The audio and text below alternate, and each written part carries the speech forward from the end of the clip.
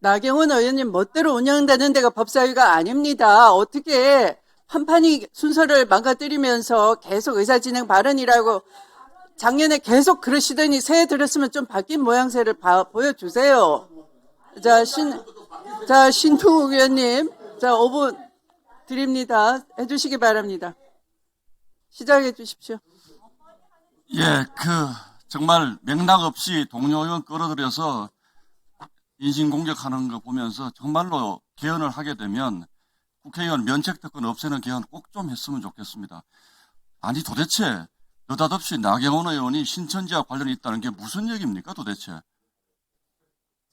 그런 얘기를 아무런 근거도 없고 맥락도 없고 면책특권이 보장되는 자리라고 해서 저는 해들고 한 살 더 드셨으니까 조금 나아지시려나 했더니 참 답답합니다.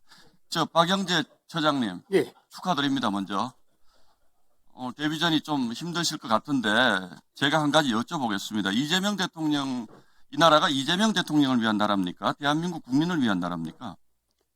당연히 대한민국 국민을 위한 나라라고 할 수 있겠습니다. 사법부의 판단이 대통령이 됐다고 해가지고 그 사법부의 판단의 준거가 바뀔 수 있습니까?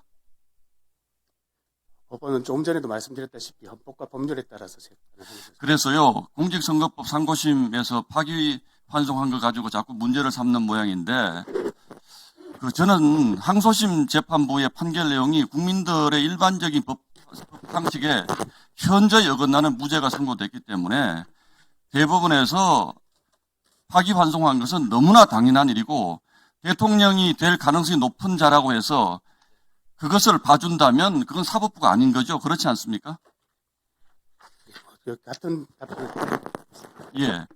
저는 오히려 많은 국민들이 파기환송이 아니라 대법원이 파기자판을 해서 대한민국을 이렇게 혼란 속으로 빠뜨리는 거대한 사법 리스크를 가진 대통령이 탄생해서 지난 1년 내내 저희가 이재명 대통령을 법적 리스크에서 해소시켜 주려는 민주당과 싸웠습니다. 그래서 저는 그 당시에 대법원이 좀 더 용기를 내셔서 파기자판에서 아예 이런 분란의 씨앗을 뿌리지 말았어야 된다고 생각을 합니다. 어떻게 보십니까? 재판에 관한 사항이라 제가 더 이상 말씀드리는 건 적당치 않을 것 같습니다. 예. 저도 재판에 관한 문제이기 때문에 더 이상 묻지 않겠습니다. 그러면 가만히 있어야지 그 대법원의 판단을 계속 국민들께 무슨 반성을 사과를 요구하고 이게 과연 국회가 맞습니까? 대법원의 판단에 대해서 국회가 계속 사과와 반성을 요구하면 대법원은 어떻게 앞으로 법원 행정처 법원 어떻게 운영하실 겁니까? 거기에 대해서 답변 좀 해주십시오. 예. 헌법과 법률에 맞게 한 재판에 관해서는 국민들이 판단하실 거라고 생각합니다. 저도 그렇게 믿습니다. 대한민국 국민들 현명하기 때문에 그렇게 믿습니다. 현안 몇 가지만 여쭤보겠습니다. 전임 천대법원 행정처장에 대해서 저희가 질의한 것이 몇 가지가 있는데 첫 번째 지금 본회의로 가 있는 법 왜곡죄라는 거 잘 알고 계시죠? 헌법 개정안. 이 법 왜곡죄에 대해서 전임 법원 행정처장은 굉장히 큰 우려를 표시했습니다. 이게 고소 고발로 계속 이어지면서 사법 독립의 침해 소지가 크고 고의적 법리 왜곡 등의 요건은 너무나 주관적이기 때문에 곤란하다라는 말씀을 많이 하셨는데 어떻게 생각하십니까? 저도 같은 입장입니다. 예, 법 왜곡죄는 대단히 위험한 법이다. 예. 자, 법원 행정처 폐지하자는 법안에 대해서 천대엽 전 처장은 사법부 독립의 본질이 재판뿐 아니라 인사권을 핵심으로 하는 사법행정에도 있기 때문에 이거는 삼권분립의 역사, 그러니까 법원 행정처를 폐기하고자 하는 것은 삼권분립의 역사를 되돌리는 것으로 매우 큰 문제가 있다 이렇게 판단하셨는데 그 부분에서 어떤? 예, 사법권의 독립에는 사법행정의 독립도 포함된다고 생각합니다. 예.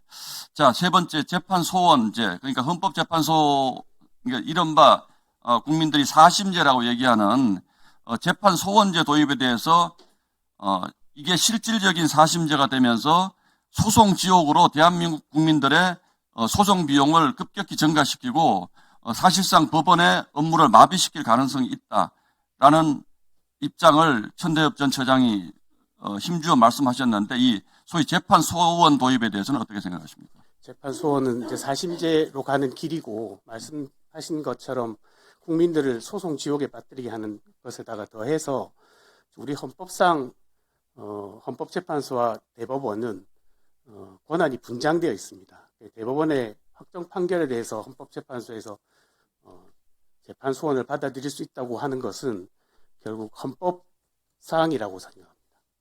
예. 마지막으로 대법관을 정원하는 문제, 이 문제는 민주당이 사법부를 압박하면서 회유하는 가장 큰 도구로 사용해 온 것입니다.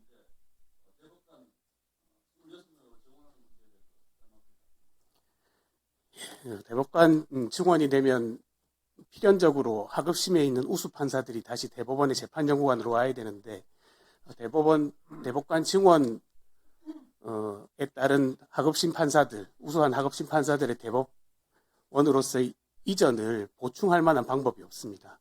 하급심의 약화가 굉장히 크게 우려되는 상황입니다. 네, 수고하셨습니다. 다음은 전현희 위원님 5분입니다. 이재명 전 대선 후보의 우리